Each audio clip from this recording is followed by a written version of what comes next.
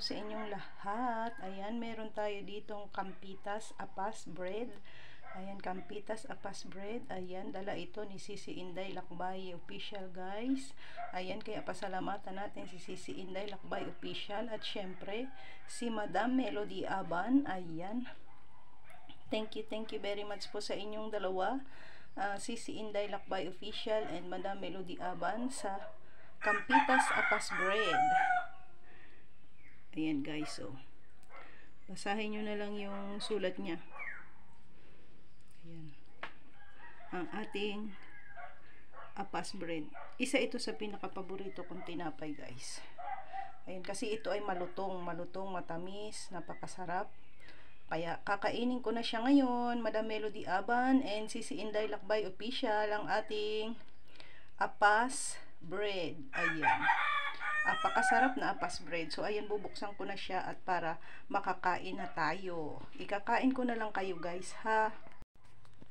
So ayan na, guys, kumuha ako ng isang balot lang kasi apat siya. 1, 2, 3. Ayan, ito ang pang-apat.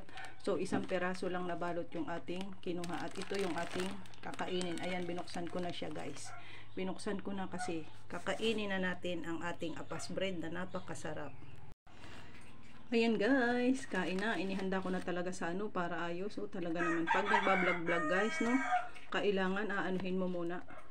Kakainin mo na lang at lahat ibablog mo pa. Syempre para ma-share natin sa inyo, no. Ayan. Very good naman, napakalutong. Napakasarap.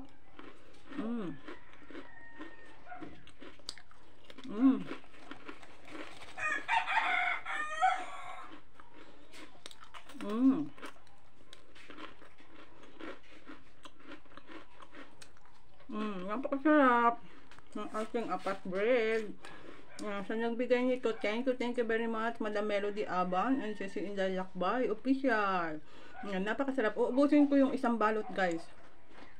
Busog ako nito. Ubusin ko yung isang balot kasi napakasarap at napakalutong. Bagong bago. Thank you for watching, guys. I love you all. Bye for now.